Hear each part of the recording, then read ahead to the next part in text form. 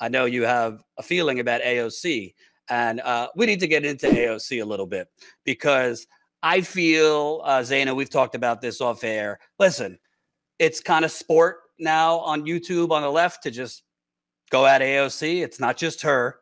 There's a lot of others, but she's the easy target. I try not to unless I actually feel there's a reason to. I mean, it would be easy to do it every day, and it would be good. Why for is she an easy target? Because she has the biggest following, because she's the one that said, you know, I'm going to bring the ruckus to the Democratic Party. She gets the most attention. So that and part.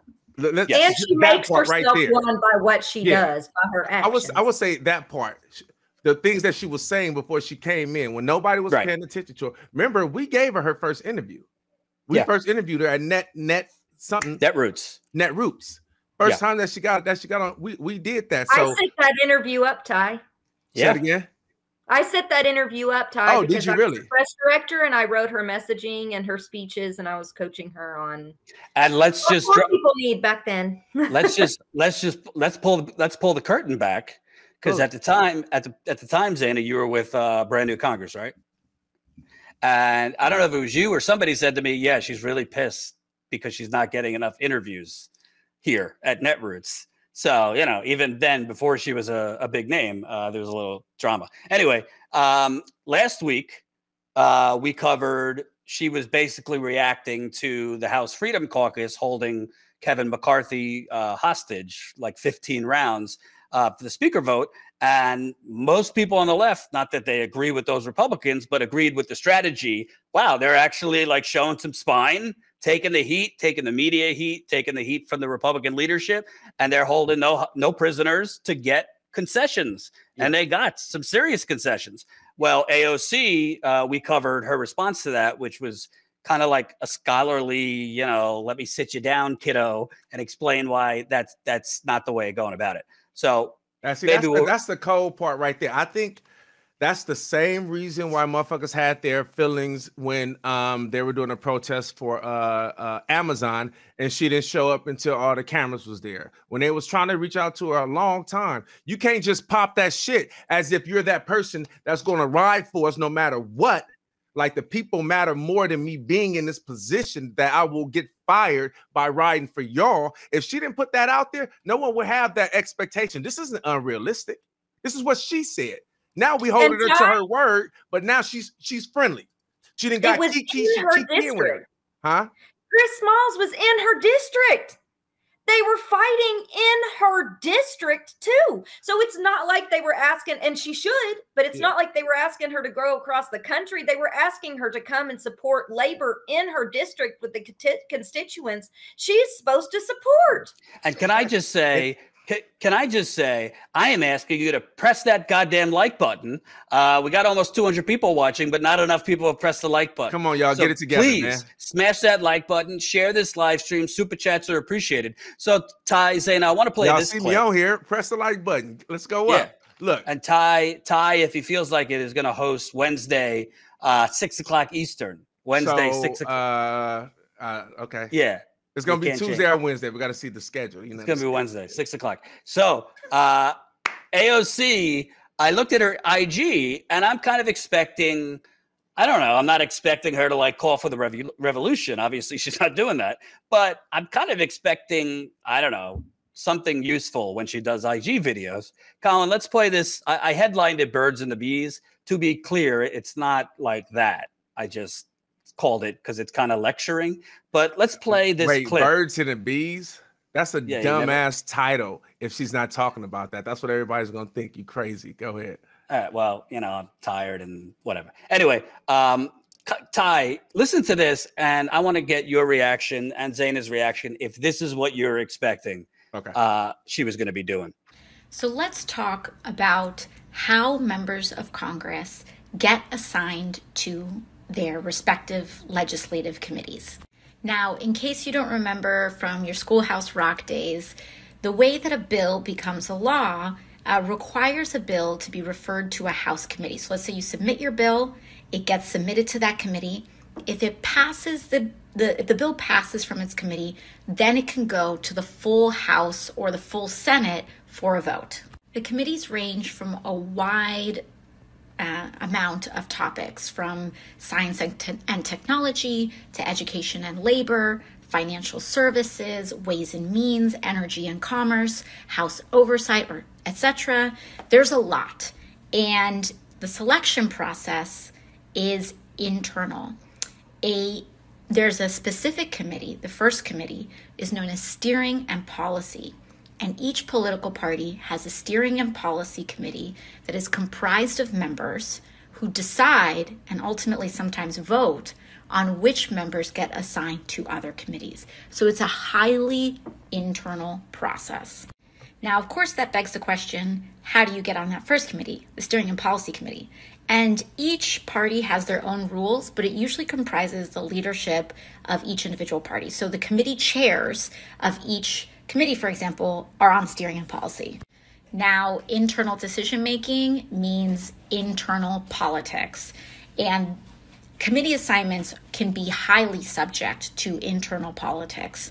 And that doesn't mean the kind of external politics that you see on TV. In fact, a lot of that politics plays out of view from public sight. Okay. I can't really take much more of that.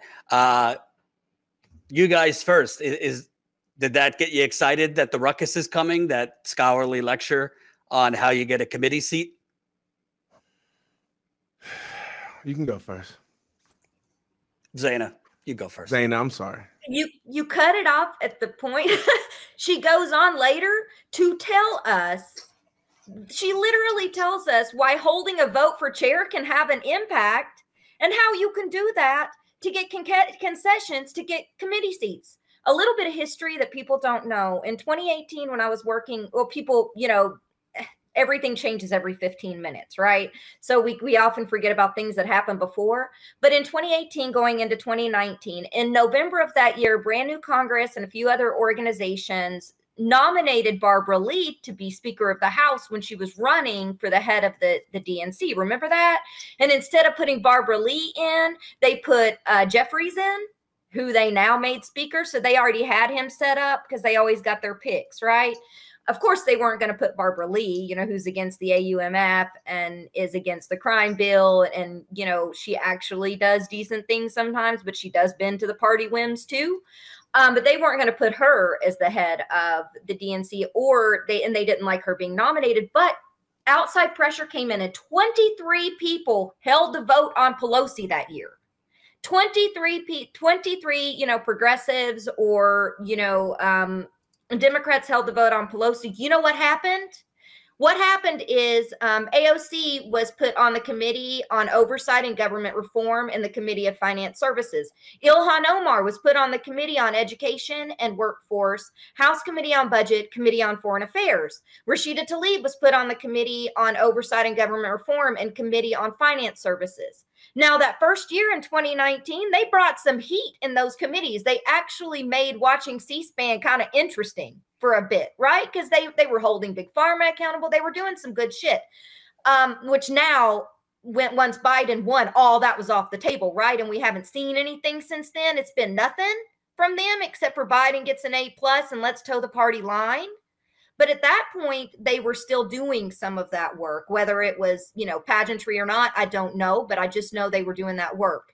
So we proved in 2019 that holding a vote works, that forcing a vote works. They got concessions in 2019. People never talked about the fact that it just happened the session before and that concessions were made. So then AOC at the end of this goes on to basically, this whole thing wasn't, I liked when she first got in and she was teaching people how it works behind the scenes because no one talks about that. But this wasn't that. No. This was her using this to make some damn excuses for why they were kissing Jeffrey's ass and why they were towing the party line. Exactly. You go ahead, Ty.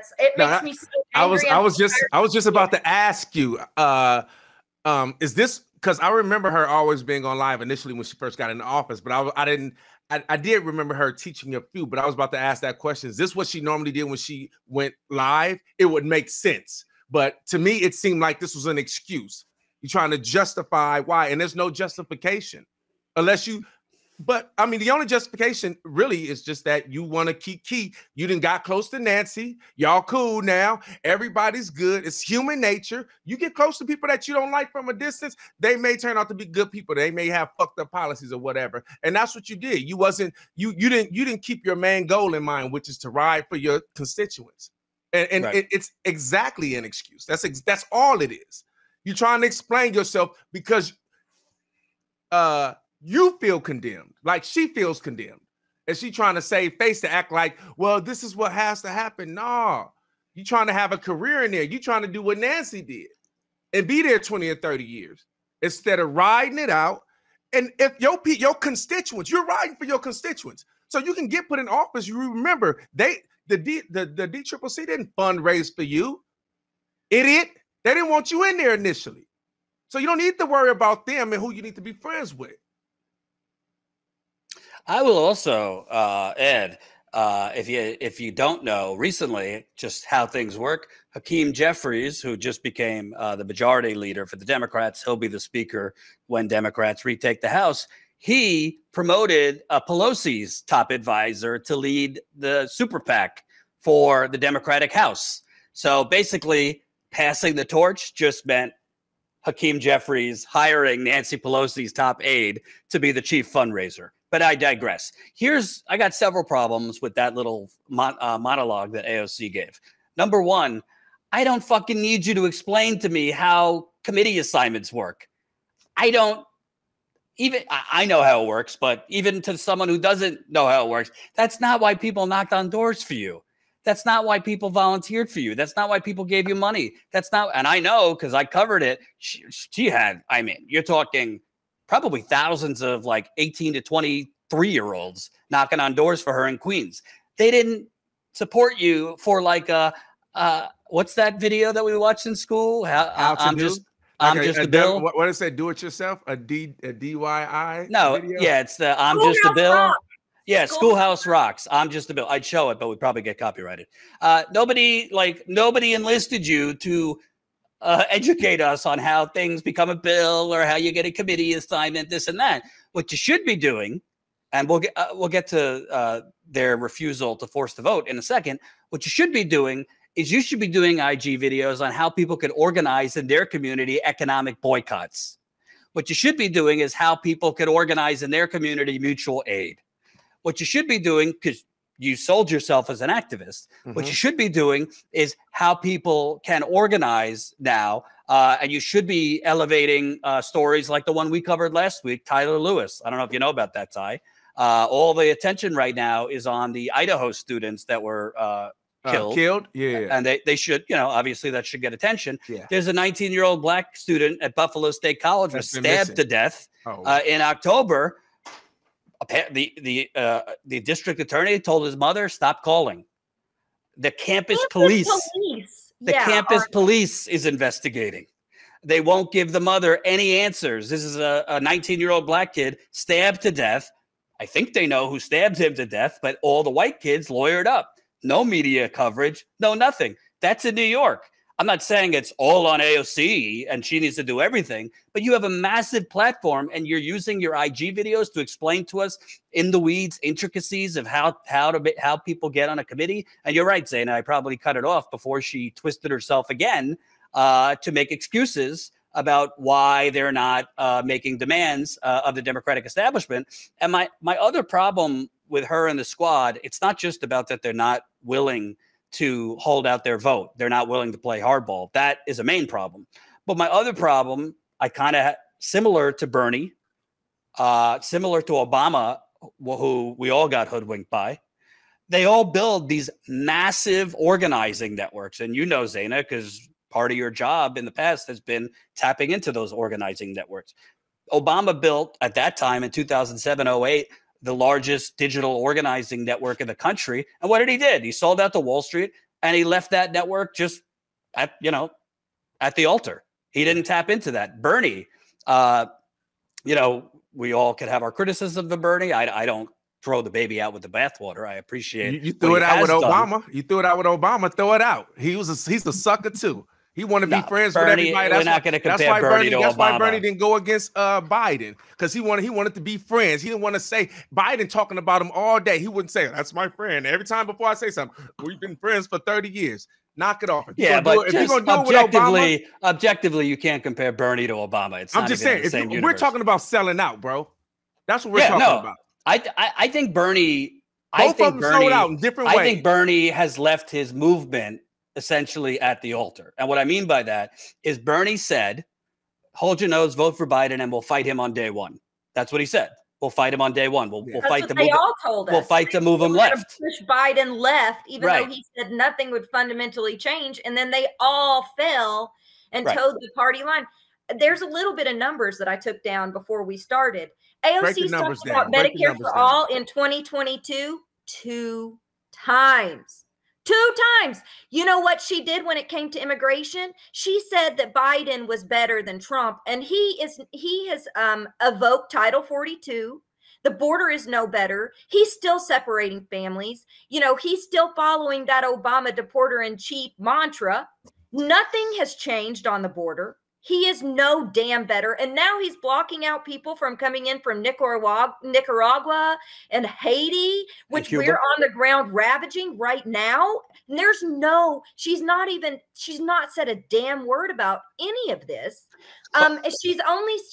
She's reeled back on abolish ICE. Now she's saying ICE might be necessary. But so she's completely abandoned her fundamental principles that got her into office and the policies and platforms that she ran on, knowing that Queens, what got her into office in the first place is it is the lowest voter turnout anywhere in America. She only needed 16,000 votes to win. Most of my candidates needed like 125,000 to win. She only needed 16,000. People don't show up at the polls, so she can kind of skirt through. You know, because there's less heat on her, and she's just towing the party line. But Bernie's towing the party line. They're all towing the party line. But to me, separate from their unwillingness to force a vote, I'll get to that in a second. The problem is, you know, when she did her little thing protesting at the Supreme Court when they overturned Roe v. Wade. Okay, yeah, nobody's going to criticize her for that, but that's easy. Why didn't you tap into your, whatever it is, 15 million Twitter? I don't know how many she has now, but close to 14, 15 million. Why didn't you tap into those millions of followers on Twitter and Instagram? And obviously the squad would follow her. When Biden backed out of a $15 minimum wage using the parliamentarian as a bullshit excuse. They could have been in front of the White House. That was still during the worst of COVID. Grassroots activism, and they would have had thousands of people there supporting them, agitating Biden and the White House to say, fuck the parliamentarian. Trump fired the parliamentarian. It's not an elected position. You ran on a $15 minimum wage, and you need to deliver. But the reason, Zaina, that she doesn't want to do it, and Ty, the reason she doesn't want to do it, it's very simple. And we saw it at the end of last year. Remember, for a short time, the Progressive Caucus did hold the line. They refused to vote for the bipartisan infrastructure deal, which was just a privatization scheme. It's not really, I mean, literally is selling our water, sewer systems from public utilities to private corporations. But they held the line for months. They wouldn't vote for it until that the Build Back Better plan was voted at the same time. Then when Terry McAuliffe lost the governorship in Virginia, had nothing to do with the squad. It had nothing to do with progressives, but the media created this fakakta narrative that, oh, it's because they didn't pass the bipartisan infrastructure deal. That's why Terry McAuliffe, by the way, the best friend of the Clintons, that's why he lost to Glenn Youngkin. It's not why he lost, but the media started raging against the squad. They started, the progressives holding out. That's why the Democrat lost. They felt a little bit of pressure and they folded like cheap tents. So at the end of the day, yes. I know them, Jordan. That's not fully it, but a little bit. Oh, tell me what I got wrong. Go ahead. Pop your shit. Y'all want to know my secrets? Yeah. Here. You know, there were some people that was real who ran. Anthony Clark in Illinois, he was real. Anthony's a real organizer. He was real. When you say, I just want to explain for the audience, when you say run, you mean ran as Justice Democrats? Well, as brand new Congress, because okay. Well, there's a difference. Justice Democrats handpicks their candidates. They started a super PAC in 2019 or 2018. Brand new Congress and Justice Democrats split in part because we didn't want to have a damn thing to do with super PACs. I mean, that was supposed to be the mantra. Of course, brand new Congress has fallen away from our original promise to hold people accountable. But the way that brand new Congress worked is these candidates were nominated by their communities to run, and we would screen them and bring them in. Anthony Clark had something like 42 nominations because he was a school teacher, and he ran mutual aid network there called Community. But AOC was handpicked by the Justice Democrats. I found that out later. She always wanted to be in politics. I wrote her bio, and she didn't tell me when I wrote her damn bio, when we were launching her campaign, that she worked for Ted Kennedy. She kept that on the down low. Wow. She wanted to say that she was a small business owner because she partially owned the damn bar. And I was new to this. So, I was still learning. And when I started figuring things out a couple years later, I was like, what in the holy hell? But my gut wasn't right about her. I'm going to tell you that because I'm poor. I'm from Appalachia. I get that feeling of when people are bullshitting me or they're neoliberals, talking down to me and stuff. You guys know what I'm talking about. Mm. But she hid the fact that she partially owned the bar. She told me this herself. People have said they haven't been able to find it. I'm just going by what the hell she told me. She told us that she partially owned it. And Corbin Trent told her, he said, say that you're a bartender. And I'm like, wait a minute. I was a bartender for 15 years and a server. There's a difference.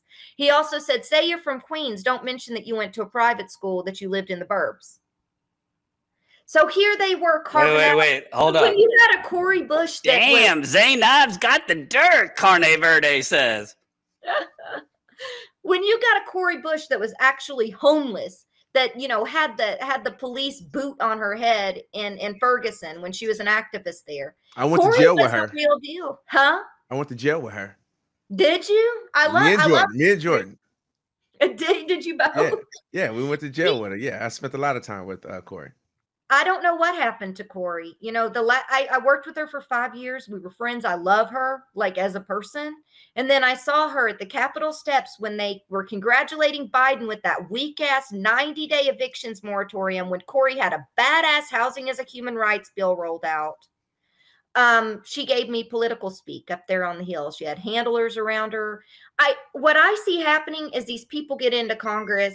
There's people on the back end that tell them this is for the greater good. You can play ball and make things work for the greater good. And then you've got others like an AOC who just wants to be in politics. She always wanted to be a politician, you guys. The bringing the ruckus, that other stuff, a lot of that was theatrics. I know because I wrote the scripts. I wrote what to say. I'm the one who wrote the messaging as someone who's poor. Zaina, why didn't you tell me this shit? I would have made the headline a little sexier. This is scoop. This is scoop after scoop. You lay in the dirt. Sorry. No, I think it's important though, because you, for those that don't know, Zaina, you were with Brand New Congress, and Brand New Congress and Justice Democrats were kind of sister organizations for a bit. They were conjoined PACs, but then we did the PAC split when they created the super PAC because there was a split there. Justice Democrats wanted to focus on Democratic Party reform. The Brand New Congress people didn't believe that the Democratic Party could be reformed. We believed in running independents, some people had to run as independent under their name, but we really at the time wanted to run a lot more independents. We wanted to run third party candidates. We wanted to throw a wrench into the system. So there was the reform versus the fuck it all. Let's throw a wrench into the system. Let's get regular people nominated that have no political ties. Those were the two differences. So Justice Democrats was more along the lines of kind of playing political ball, and BNC at the time was wanting to raise hell and do we launched the Medicare. We helped launch the Medicare for All, the very first Medicare for All campaign in 2017. Then we launched the Abolish ICE campaign, if you guys remember that, and helped bring that nationally, which is one of the campaigns that I helped lead. So back then there were still, our Rev was still pretty salty sometimes, and then you had Indivisible that could be pretty salty sometimes. BNC was pretty salty sometimes. All these orgs have caved to the party. When the squad caved to the party, and Jordan, you know, because you covered it, I did a protest at AOC's office in July of last year or year before last, where, you know, did she see you? Huh? She wasn't there. She closed her office. But I was also one of the first to call her out for giving money to corporate dens, which she then unfriended me on Facebook and Twitter, which is fine. That's why I had pundits, I won't say who, messaging me in the background saying that me and Eva Pitsova were dividing the left because we exposed her giving money to corporate candidates. How are you going to give money to corporate candidates when we're trying to primary them and get them out of office? What the hell are you doing? That's a lie. If you're saying you're anti-establishment and you're giving all this money to corporate dens. You know what's crazy? Can I just ask Zaina, because for the people that somehow claim that this channel or I am a stand for AOC, who was the only journalist covering that protest at AOC's office? The one that Susan Sarandon was at, and we had like Chris Paul's at and others. It was you. It was Status Coup was the only people there. Yeah. Anyway, go on, Ty. That what you said that some leftists got at you about as far as like dividing the party. You know, this is the craziest thing I feel like about like the left, and that's that the same shit that they argue the right about, they do. Like, as extreme as they try to say the right is, and I'm not trying to say it, even some of the violence, but not even that, but that part right there, hiding shit. Oh, don't say that. Don't tell them that because it's gonna mess us up. The motherfucker shouldn't be doing it. Isn't this what she believe in? What do you mean don't bring it out? Why? You should want it out as much as I do. It's crazy to me, like the hypocrisy with both sides. They both get mad at each other, but they do the exact same things. And probably look different, but the intentions behind it are all the same, man. It's crazy. They vote the same too. If you look at the squad's votes, you know, you look on the economic votes at the end of the day. Occasionally they don't, but you'll see that you'll see almost everyone in the Democrat and Republican parties at the end of the day, they vote on that ALEC legislation that comes across their desks. Really? You've got AOC who voted on the Iron Dome funding, remember? They're all voting to fund this proxy war in Ukraine without any accountability of where the money's going. All of them.